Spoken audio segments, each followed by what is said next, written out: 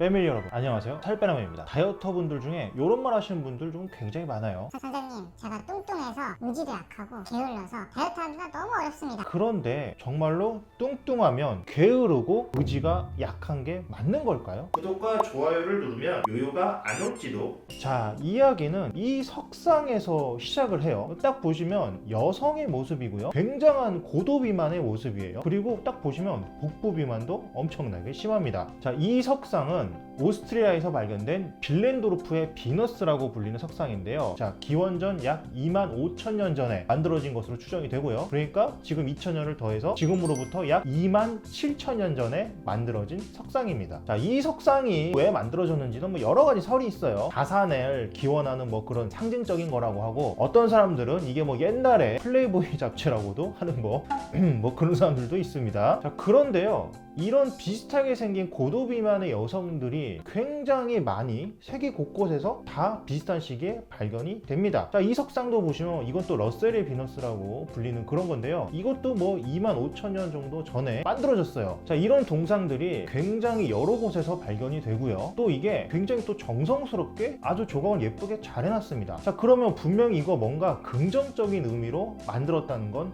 확실하죠. 자, 재미있는 건요, 당시 25,000년 전에는 사람들이 이렇게 고도비만인 사람이 사실상 거의 없었을 거라는 거예요. 아예 없었을 수도 있고요. 당시 사람들은 아마도 굉장히 말랐을 것으로 예상이 됩니다. 당시에는 아직 수렵 채집 사회였죠. 나무에서 뭐 열매 따다 먹고 막 동물 사냥해서 먹고, 근데 동물 사냥이 또 매번 마음대로 되겠습니까? 굶는 날도 당연히 굉장히 많았을 거고, 식량 사정이 굉장히 좋지 않았습니다. 따라서 대부분의 사람이 엄청나게 말라 있었어요. 자, 그런데 이렇게 다들 말라 있는 와중에 이렇게 살이 잘 찌는 사람은 에너지 저장을 잘하는 사람이었겠죠. 사실 생각해 보시면 임신과 출산에 어마어마하게 많은 에너지가 들어갑니다. 따라서 이렇게 살이 잘 찔 수 있는 사람은 그 당시 사람들에게는 굉장히 아름답게, 굉장히 좋은 걸로 보였겠죠. 즉, 이런 고대 시대에는요, 살이 찌는 게 오히려 좋은 거였습니다. 자, 25,000년 전에는 그런 상황이었는데 1만 년 전으로 오면은 사람들이 농사를 짓기 시작하거든요. 자, 그런데 이때도 식량이 굉장히 부족했어요. 자, 인류 역사를 이게 보면은 거의 대부분이 정말 심각한 식량 부족의 연속이었습니다. 자, 노벨상 수상자인 로버트 윌리엄 포겔의 말에 따르면 인류의 역사에 거의 대부분에 있어서 식량 부족은 당연한 일이었다. 여러분도 무슨 역사책 보면 맨날 뭐 대기근 어쩌고 뭐 흉년 어쩌고 뭐 굶어 죽었다 이런 거 엄청 자주 보셨죠? 이게 뭐 일상 다반사였습니다. 자, 그러다 보니까 그 르네상스 시대까지도 살이 찐 건 오히려 좀 좋게 보는 그런 분위기가 좀 있었어요. 여러분 가지고 있는 선입견 중에 약간 통통한 사람은 좀 느긋하고 여유롭고, 반대로 마른 사람은 막 신경질적이고 좀 예민한가? 좀 이런 약간의 선입견 같은 게 있잖아요. 자, 이게 그 르네상스 시대에도 분명히 있었습니다. 자, 세르반테스의 돈키호테에서도 볼 수 있는데, 자, 돈키호테는 마르고 내성적이고 신경질적인 이제 좀 그런 사람으로 묘사되는데, 돈키호테의 방자로 나오는 산초 판자는 좀 통통하고 굉장히 사랑스럽고 쾌활하고 재밌는 그런 사람으로 묘사가 되었습니다. 또 셰익스피어의 여러 작품들에 나오는 사람 중에 햄릿은 마른 사람이고요, 팔스타프는 굉장히 좀 통통한 사람이죠. 자, 근데 이 두 사람의 이렇게 그림만 봐도 굉장히 서로 성격이 대비되어 보이는 걸 알 수 있어요. 햄릿은 누가 봐도 좀 신경질적으로 보이고, 팔스타프는 좀 굉장히 유쾌해 보이죠. 자, 르누아르 그림도 그렇습니다. 여성들을 좀 굉장히 풍만하게 그렸는데, 자, 그 당시의 풍만함은 어떤 귀족의 풍요나 권력을 상징하는 거였죠. 심지어 르누아르 그림 보면요, 이 여성들이 좀 분명히 비만은 맞는 것 같은데 추하게 그린 게 아니고 굉장히 사랑스럽고 예쁘게 그려졌어요.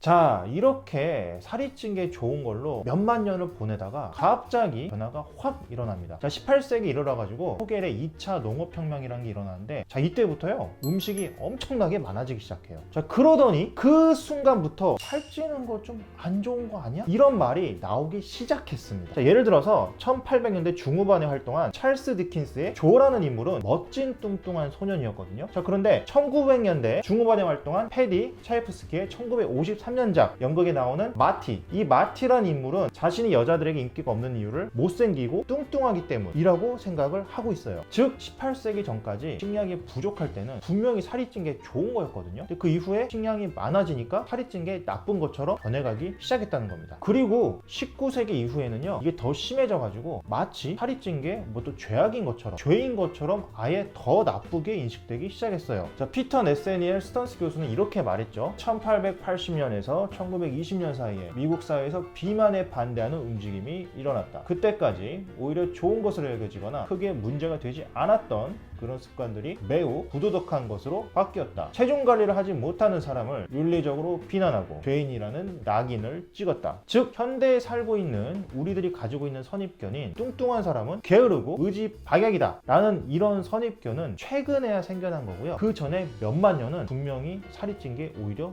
좋은 거였습니다. 자, 생각해보면 지금 우리가 날씬한 사람은 부지런해, 막 되게 건강해, 이런 관점도 있는 반면에 날씬한 사람은 신경질적이야, 예민할 거야. 자, 이런 좀 상반된 생각이 공존을 하잖아요. 반대로 어떤 뚱뚱한 사람은 좀 느긋하고 좀 유쾌할 수 있을 것 같은데, 근데 또 반대로 막 게으를 거야. 자, 이런 또 상반된 생각이 공존을 하잖아요. 자, 왜 이런 전혀 상반된 두 개의 관점이 같이 있는 걸까? 이게 모두 역사적인 과정이 이렇게 진행돼 와서 그런 거예요. 자, 뚱뚱한 사람이 게으르냐? 자, 이 이야기를 살빼나하면 무슨 뭐 의학적인 거 가져와서 뭐 논문 가져와서 얘기할 줄 알았는데 갑자기 왜 역사 얘기를 뜬금없이 하고 있냐 하는 사람들도 있을 텐데, 애초에 뚱뚱한 사람이 게으르다고 생각하는 것 자체가 의학적인 거에서 온 게 아니고요. 사회 문화적인 관점이 바뀌면서 생겨난 그런 선입견이기 때문에 역사적인 얘기를 해드린 거예요. 자, 그래도 혹시 뭐 의학적인 이야기가 궁금하실까봐 말씀을 좀 드려보자면, 비만의 원인이 뭐 게으름과 의지박약이라거나 그 반대로 살찌면 게을러진다거나 이런 명확한 의학적 근거가 아직 없어요. 다만 이런 얘기는 있습니다. 2006년도 펜실베니아 의과대학의 연구에 따르면 비만이 되면 피로도가 좀 올라갈 수 있다고는 합니다. 그냥 그 정도까지예요. 자, 그리고 베일로 의과대학의 2006년 연구에서도 비만의 역사에 대해서 다뤘거든요. 근데 거기서 뭐라고 말하냐면, 비만이라는 것이 원래는 굿, 좋은 것이었는데 어글리, 못생긴 걸로 바뀌고 나중에 심지어 배드, 죄악으로까지 바뀌었다고 하였습니다. 자, 물론 현대사회는 식량이 너무나 풍부해졌기 때문에 비만으로 가기가 쉽고 비만이 되면 건강에 안 좋은 건 맞아요. 그런데 그 사람이 단지 비만이거나 좀 뚱뚱하다는 이유만으로 그 사람이 게으르거나 의지박약이라고 판단하면 절대 안 된다는 거죠. 자, 이렇게 해서 오늘은 비만인 사람에 대한 선입견에 대해서 한번 역사 문화적인 관점에서 한번 얘기를 좀 드려봤고요. 항상 다이어트와 건강을 위해서 열심히 공부하시고 노력하시는 우리 패밀리 여러분들, 저는 여러분들이 정말로 자랑스럽습니다. 이상 여러분의 다이어트 가이드 살빼남 그리고 브로콜리였습니다. 감사합니다.